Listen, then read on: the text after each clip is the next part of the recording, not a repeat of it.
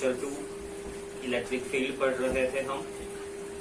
Lecture 1 नहीं पढ़ा है तो प्रीवियस वीडियो में जाकर आप देख लीजिए। Let us start with the second lecture of electric field.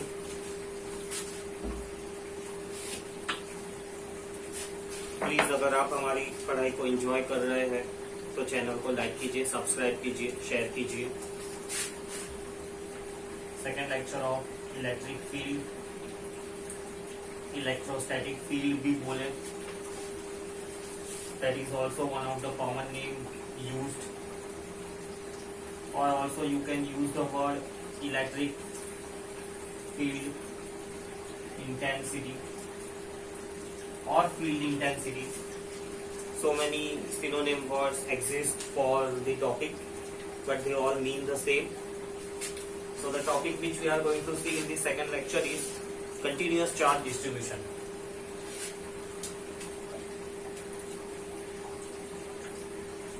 So what is continuous charge distribution?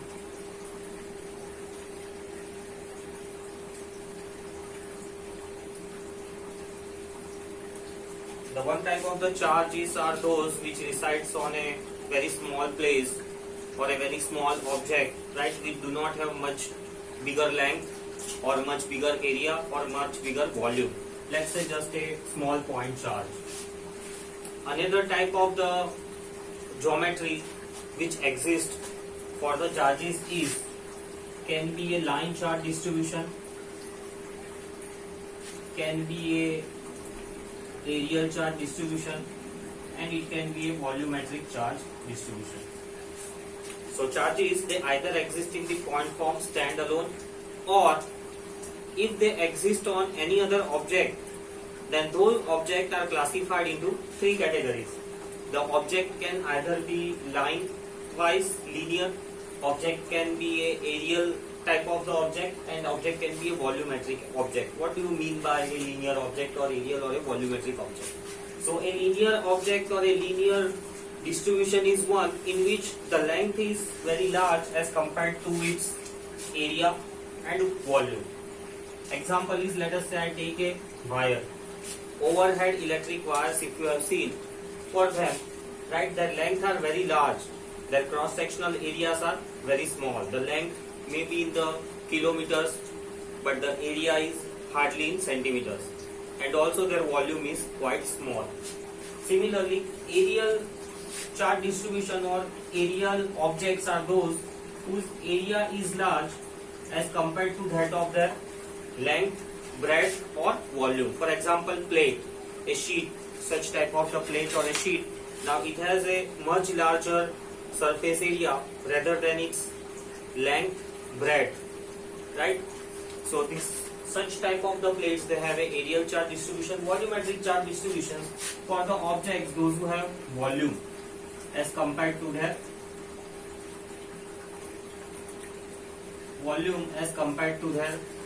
area or line. For example, a spherical ball, a fully metallic solid ball.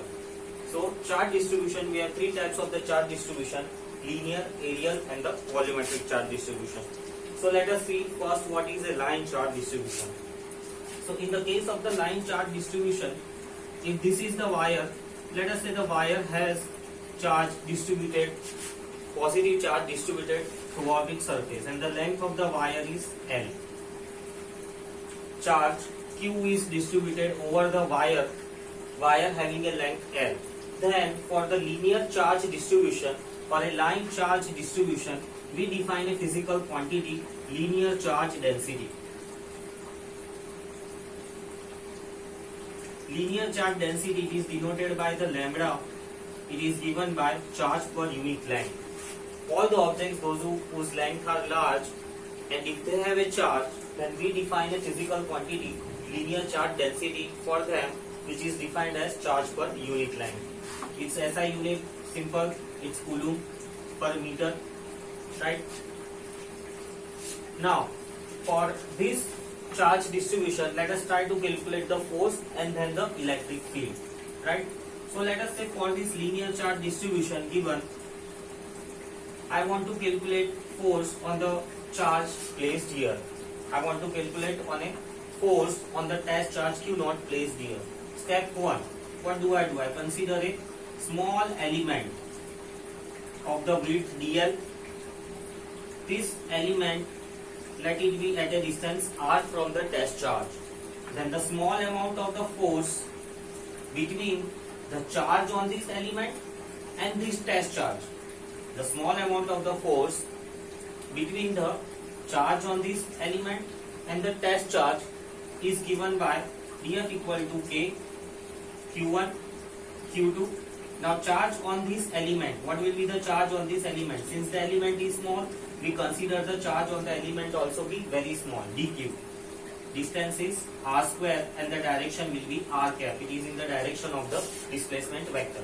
Simplifying this further, we can write down k q naught. In place of dq, we can substitute. If we modify this equation, it can be also written as lambda is dq by dl in the differentiating terms. So dq, if you replace, can be written as lambda dl by r square r cap. This is the small amount of the force. Total amount of the force will be obtained by integrating on both the sides. If you integrate df, its integration is f. Here k is a constant quantity, it will fall outside the integration. Q naught, it is again a constant quantity, constant charge, its value is not going to change, so it will fall outside the integration. Charge density, linear charge density lambda will also fall outside. This length, obviously it will vary. From where its length is 0 here, and from here the total length we consider it as L. So length will change from 0 to L. So we can take limits of integration from 0 to complete length of the wire. dl, obviously r will also change. R will be something different for this end and r will be different for this another end. So for r square r cap. Now if you simplify this equation, you will get a force due to line charge distribution. Now if you get a force, it is again easier to find out the electric field intensity. Electric field intensity will be force upon force per unit charge, right? If you remove this unit charge, then the equation is for the electric field. So this is how we calculate electric field intensity for a line charge distribution. Similarly, if you move on to the aerial charge distribution. So aerial charge distribution means, suppose if you are seeing this whiteboard. This board has a very large surface area as compared to its length and compared to its breadth. If you find out the breadth, maybe it will be some 1 meter, and if you find out its breadth, it may be somewhere around 2 meters. But if you find out its area, it will be quite large, compared to maybe around 3 to 4 meters square, right? So where area is large as compared to its length, breadth, thickness, then such objects have a aerial charge distribution. So here if we calculate force on a charge kept here, I want to calculate a force at a point P which has a test charge Q naught. So to calculate the force at a point P, I consider a small elemental area, very small area which is having a position displacement vector r from the test charge Q naught. Now force on this test charge due to this smaller area will be again forwarding as per this. So small amount of the force on this test charge due to this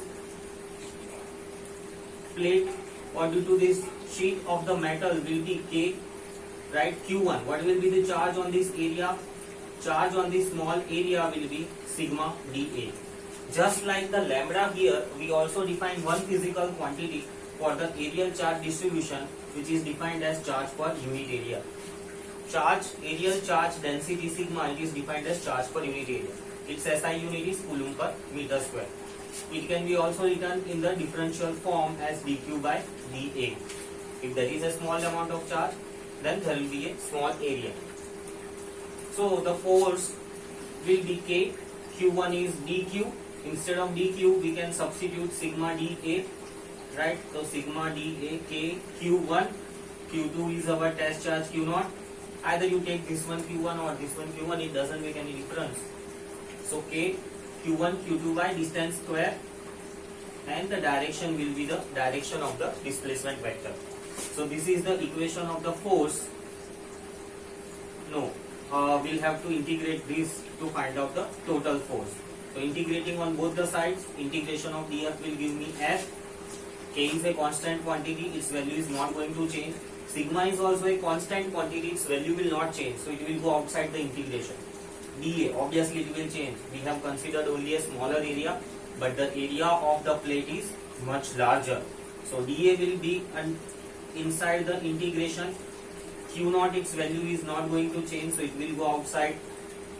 R, obviously it will change. For this area it is R, for this area again the displacement will be different. So R square, R cap.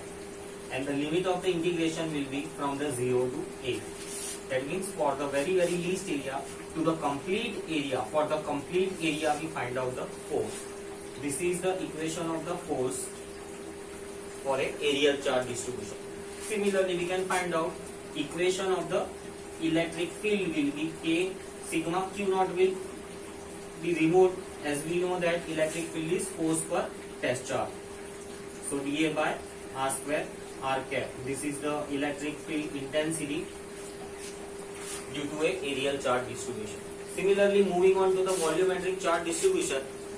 As I explained, volumetric charge distribution is for the objects whose volume is large as compared to their other dimensions.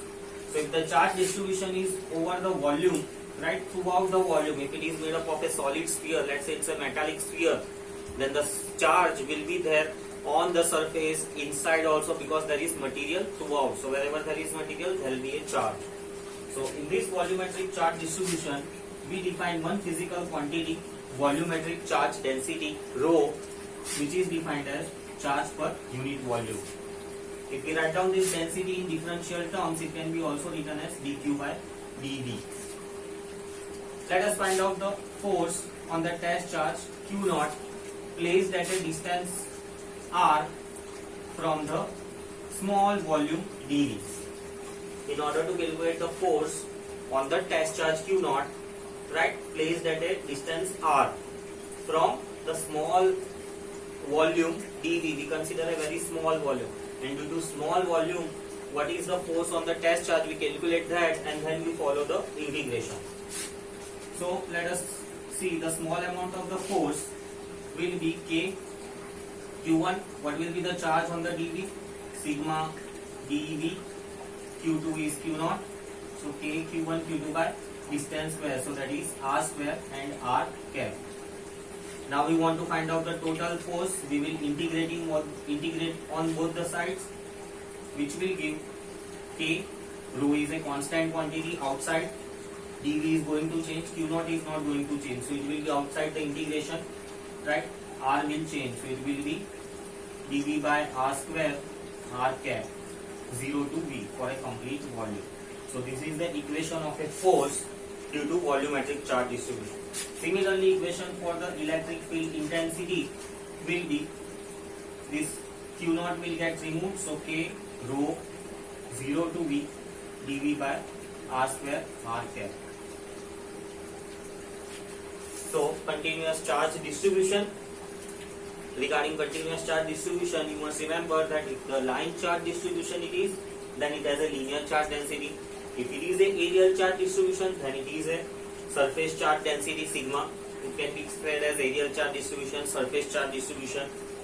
And if the object has a volumetric charge distribution, then there is a physical quantity called as volumetric charge density rho, which is defined as charge per unit volume. So three type of the charge distributions exist, either line wise, either area wise, or there is a huge volume on which charge is residing. On or inside, both the things are possible. If it is a hollow, then it resides on, but if it is a solid, right, it will be throughout, inside also. As I said, wherever there is a material, there will be a charge. Then we calculated the force and correspondingly the electric field. Next, we move on to electric lines of force.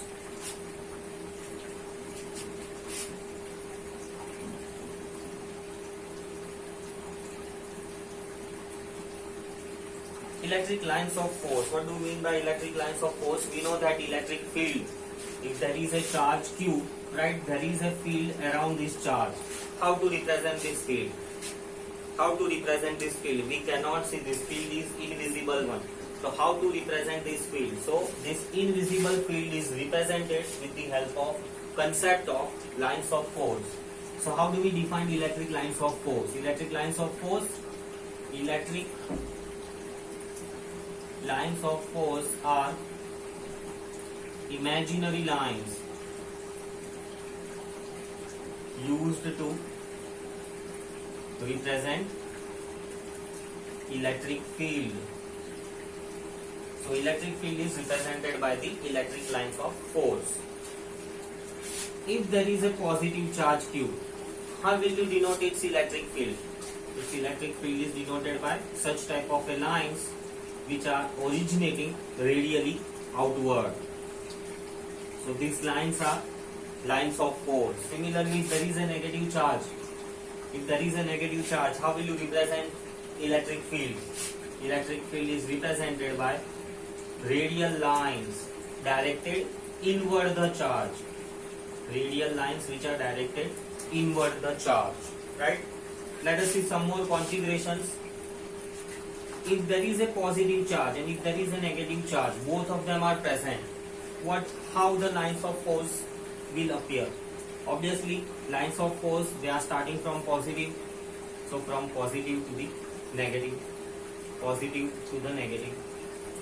So we can draw lines of force as such. What if there are two positive charges? Two positive charges. We know positive they repel. So how will you draw the lines of force? Lines of force can be drawn this way, which represents its repulsion. These questions are asked for 1 mark. Either in the form of MCQs, we will be given diagram and the question will be what type of the lines of force are represented. Similar can be done for the negative charges also. Now these lines of force, as we have drawn from their drawings, these drawings I have not discovered. These drawings are obtained by the scientists by some experiments. How to trace the electric lines of force? That is a particular or specific topic in the details. If you want to see, you have to look out for the other lectures. So how these lines of force are drawn, that is done scientifically. But from these patterns are obtained scientifically, we conclude certain things. So what are the conclusions? The conclusions are properties of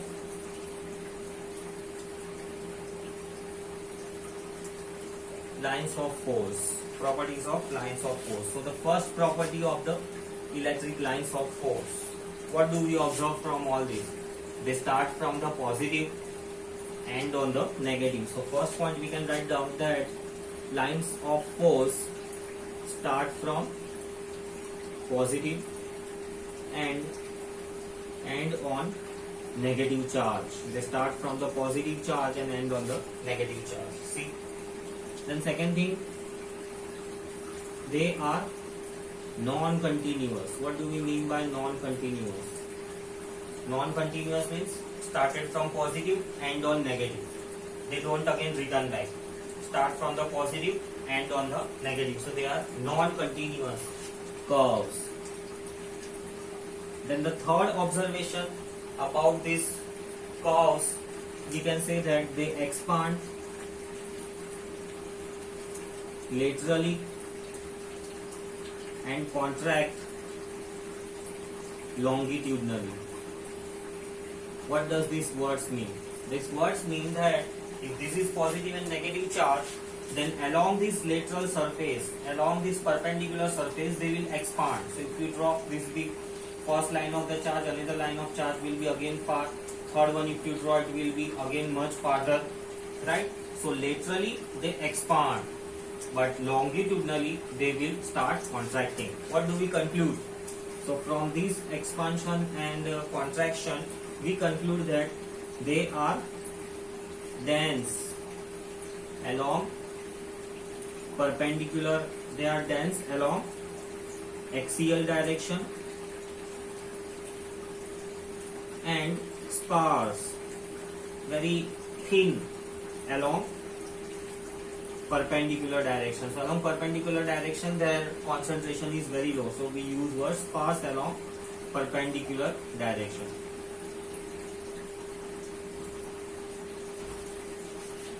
Next, most important point, they never intersect each other.